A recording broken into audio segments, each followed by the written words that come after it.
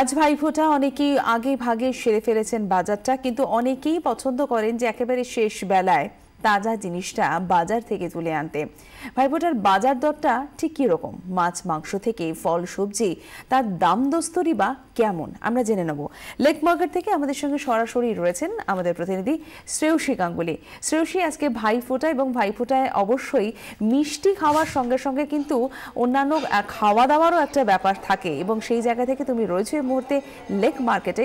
সেখানে বাজার দরটা ঠিক এরকম, মাছ মাংস থেকে ফল সবজি তার দাম দস্তুর কেমন? শ্রেয়সী, কি দেখছো? দেখো সঞ্চিতা, আজকে ভাইফোঁটা এবং ভাইফোঁটার দিনে মূলত যে বিষয়টা নিয়ে একটা গেট টুগেদার এবং তার সঙ্গে খাওয়া দাওয়া। আর বাঙালি পরিবারে ভাইফোঁটার খাওয়া দাওয়া মানে সেখানে কিন্তু মাছ মাংসের অঢেল আয়োজন। অন্তত গতকাল থেকে বাজার দেখে সেটা বোঝা যাচ্ছে। আমি লেক মার্কেটে রয়েছে, দেখো হরেক রকম মাছ, কাতলা মাছ, পার্শে মাছ, তোপসে মাছ, পমফ্রেট মাছ এবং অবশ্যই ইলিশ মাছ। কিরকম দাম যাচ্ছে? কই মাছ 400 টাকা কিলো, ইলিশ মাছ 600 টাকা কিলো, পমফ্রেট মাছ 500 টাকা কিলো। ইলিশ মাছ কত ওজনে? এই 500 350-400 500 গ্রাম, 400 500 400 500 গ্রাম 600 টাকা করে। হ্যাঁ। আচ্ছা, আর কাতলা কত করে যাচ্ছে? কাতলা আপনার গোটা নিলে 240, কাটা নিলে আপনার 300 টাকা কিলো। আর তোপসেগুলো কত করে যাচ্ছে? তোপসে মাছ 400 টাকা কিলো। 400 টাকা কেজি। আর পমফ্রেট মাছ 500 টাকা কিলো। 500 টাকা কেজি।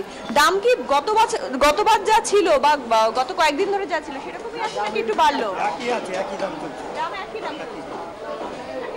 ফলে এই মুহূর্তে কিন্তু বাজারে আস্তে আস্তে সকালবেলা যেহেতু আস্তে আস্তে ক্রেতারা আসতে শুরু করে দিয়েছেন এবং তারা বাজার করছেন। পমফ্রেট, কাতলা, পার্শে সমস্ত মাছেরই কিন্তু আয়োজন রয়েছে।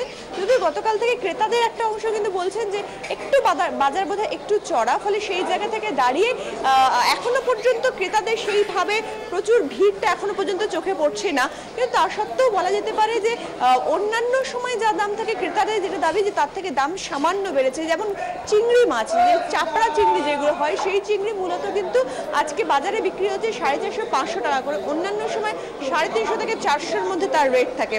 অন্যদিকে বাগদা চিংড়ি কিংবা গলদা চিংড়ি সেগুলোর দাম কিন্তু অন্যান্য দিন যা রেট থাকে তার থেকে প্রায় 100 থেকে 200 টাকা বেশি কিন্তু রেটে রয়েছে। ফলে সামগ্রিকভাবে বাজারে মানে বিক্রেতারা বলছেন সেভাবে দাম বাড়েনি, কিন্তু ক্রেতারা কিন্তু আমরা কথা বলছিলাম অনেকের সঙ্গে, তারা কিন্তু বলছেন যে বাজার, আপনি কি বাজার করতে এসেছেন? তো এদিকে একটু ফিরুন। আজকে মাছের বাজার কিরকম দেখছেন? এদিকে ফিরুন। এদিকে ফিরতে হবে। মাছের বাজারে কিরকম দেখছেন? মাছের বাজারে দামটা একটু চড়া। কোন মাছ কিনলে? আমি পার্শে নিয়েছি, আপনার বাগদা নিয়েছি, আর কি মাছ যেন ভুলেই গেলাম। ভাইফোঁটার জন্য কেনা? হ্যাঁ, ভাইফোঁটার জন্য কিনলে? দিন আগে কেনা হয়ে গেছে গতকালকে, তো আবার কিছু জিনিসের দরকার পড়লো নিতে এলাম এই জন্য। হ্যাঁ, মানে পার্শে মাছ, বাগ এইসবের দরকার। হ্যাঁ হ্যাঁ। পার্শে কত করে কিনলে? পার্শে নিলে 500 টাকা করে। 500 টাকা করে, মানে যেটা 450-র মধ্যে থাকে 400 500। আর কি কিনলে? আর এখানে বাগদা নিলাম। বাগদা নিলে? হ্যাঁ। বাগদা কত করে নিল? 700 করে বাগদা নিল। অন্য সময় কি রকম দাম থাকে? এমনি সময় খুব যা দেখেছি ধরো ওই বাগদাই 500-600 টাকার ভেতরেই থাকে। 500 টাকা বেড়ে গেছে 100 মতো। হ্যাঁ, মানে পকেটে টান পড়ছে নাকি? না, এটা প্রতি বছর একবার তো হয়। প্রতি বছর এটা বারবার তো হয় না, এক বছর করতে হয় আমাদের। ফলে সেই জায়গা থেকে দাঁড়িয়ে যে বিষয়টা তোমাকে বললাম সঞ্চিতা, সেটা হচ্ছে যে বছরে একটা দিন পকেটে হয়তো একটু টান পড়ছে, কেন সদ্য পুজোর মাস গেছে, কিন্তু তা সত্ত্বেও হাসি মুখে সেইটা মেনে নিচ্ছেন অন্তত বাঙালি ভাইরা বা বোনেরা। একেবারে শ্রেয়সী, বিক্রেতারা না বললেও ক্রেতাদের কিন্তু বাজার করতে গেলে পকেট একটু ভারী করেই যেতে হবে বাজারে। ধন্যবাদ। বাজার করার সময় নেই, রান্নাতেও তেমন দর নন, তা বলে কি ভাইফোঁটা দেবেন না? মোটেই নয়। আপনার মুশকিল আসানের জন্য হাজির শহরের নামি দামি রেস্তোরাঁগুলি, তৈরি টেলার মেড ভাইফোঁটা প্যাকেজ। প্রফেশনের চরম ব্যস্ততা, ছুটি তো দুরাস্ত, দম ফেলেরও ফুরসত নেই, তার মধ্যেই ভাইফোঁটা। একমাত্র ভাইকে ফোঁটা তো দেবেন, কিন্তু প্রস্তুতি কই?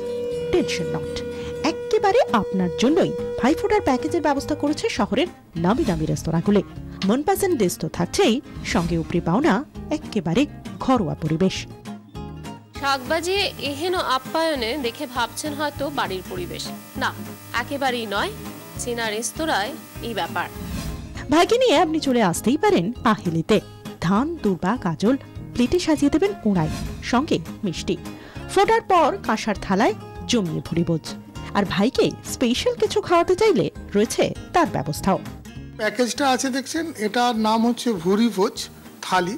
তা এর মধ্যে আপনার কি নেই, মানে সেই লুচি, বেগুন ভাজা, আলুর দম থেকে শুরু করে চিংড়ি মাছের মালাইকারি, ভেটকি পাতুরি, বরিশালি ইলিশ, কষা মাংস, পোলাও আর মধুরেণ সমাপয়েত আপনার ওই পায়েস, রাজভোগ সব কিছু আছে, মানে জমজমাট ব্যাপার।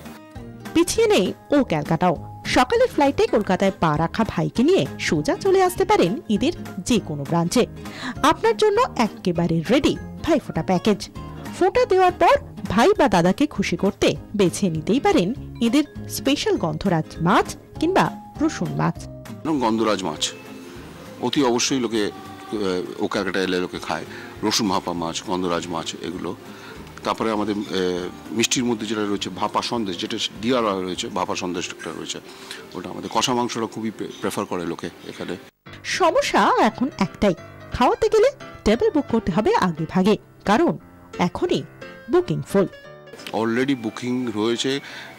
এখানকার ম্যানেজার আমাকে বলে, স্যার আপনি একটু বেশি বড় বুকিং দেওয়া মুশকিল হয়ে যাবে এরপরে। তাহলে আর দেরি কেন, ফোন করুন আর ভাইকে নিয়ে পৌঁছে যান। বাকিটা কেয়ার অফ ভাইফোঁটা প্যাকেজ। খাই খাই করো কেন এসো বসো আহারে, রেস্তোরাঁগুলো এখন এটাই বলছে। আর দেরি কেন, ফোন বুকিং তো শুরু হয়ে গিয়েছে। বাড়িতে না থেকে শিগগিরই ফোন করে বুক করে ফেলুন আর চলে আসুন এই সব ভুরি ভোজ খেতে। 24 ঘন্টার জন্য ক্যামেরায় অরিন মুখার্জির সঙ্গে শ্রাবন্তী সাহা, কলকাতা। আজ পাড়ি দিচ্ছেন বাংলাদেশে, তা বলে ভাইফোঁটা মিস করবেন? কোনো মতেই না। দ্বিতীয়ার বদলে তাই প্রতিপদে ভাইফোঁটা সেরে ফেললেন ঋতুপর্ণা সেনগুপ্ত। সোমবার বাঘাযতীনে দিদির বাড়িতে ফোঁটা দিলেন ঋতু। সঙ্গে চলল জমাটে খাওয়া দাওয়া আর অবশ্যই গিফট। ঋতুদির এখানে ভাইফোঁটার পর্ব শেষ হয়ে গেল এবং ঋতুদি কালকেই বাংলাদেশ পাড়ি দিচ্ছ, তার জন্য আজকে কি তড়িঘড়ি করে এই পর্বটা করতে হচ্ছে এবং রাত জাগার যে প্ল্যানিং তোমাদের প্রত্যেক বছর থাকে সেটা এবার কোথাও গিয়ে হচ্ছে না, তাই কি মন খারাপ? এবার আমার দিদির বাড়িতেই ভাইফোঁটা হচ্ছে। আমি দিদি প্রত্যেক বছর বলে আসতে, কিন্তু আমার ব্যস্ততার জন্য হয় না। আমার বাড়িতে আলাদা করে করতে, কিন্তু এবার আমি এত ব্যস্ত, কারণ আমার এমনি জিয়ের শো চলছে, মিনিস্টার বৌমা বারবার ডেট দিতে হচ্ছে। কালী পুজোর সময় ব্যস্ত ছিলাম, এত প্রচুর ওপেনিং ছিল, এবার প্রচুর অনুষ্ঠান ছিল। হ্যাঁ এক্স্যাক্টলি। তারপরে এখন আজকে তাই জন্য দিদি আর আমি কম্বাইন করে এই বাড়িতে, ওর বাড়িতেই আমি বলেছি ভাইফোঁটা দিয়ে দেবো। সবাইকে একসাথে আমরা আনন্দ করব। ভাই বোনদের সাথে একসাথে দেখা হলে, বৌদিদের সাথে দেখা হলে, মামিদের সাথে সবার খুব ভালো লাগে আর কি। আস্তে আস্তে তো আমাদের যারা ওপরে জেনারেশন তারা আস্তে আস্তে একজন একজন করে কমে যাচ্ছে, কিন্তু আমি চাই যে আমাদের জেনারেশনে সবাই আমরা একসাথে কিছুদিন অন্তত আনন্দ করি। আর কি কি প্ল্যানিং রয়েছে? খুব অল্প সময় রয়েছে তোমার হাতে, কারণ যেহেতু কালকে সকাল সকাল চলে যাবে, আজকে রাতে কতক্ষণ কি প্ল্যান করেছে? খাবারের আয়োজন টায়োজন সমস্ত কিছু ও করেছে। হ্যাঁ কি কি খাওয়া দাওয়া? আজকে ফ্রাইড রাইস হয়েছে, চিকেন হয়েছে, চপ হয়েছে, ফিশ ফ্রাই হয়েছে, অনেক কিছু, মিষ্টি, চাটনি, একদম এলাহি ব্যাপার। পেয়েছি তো অনেক কিছু, এখনো খুলে দেখিনি, কারণ দিদির বাড়িতে বলাই ছিল ডবল ডবল গিফট আসতে হবে, কারণ দুই বোন একসাথে দিচ্ছে। আর আমিও সব অনেক গিফট এনেছি ভাইদের জন্য, সবাইকে দেবো, মানে যার যা ভালো লাগে সে নিয়ে নেবে।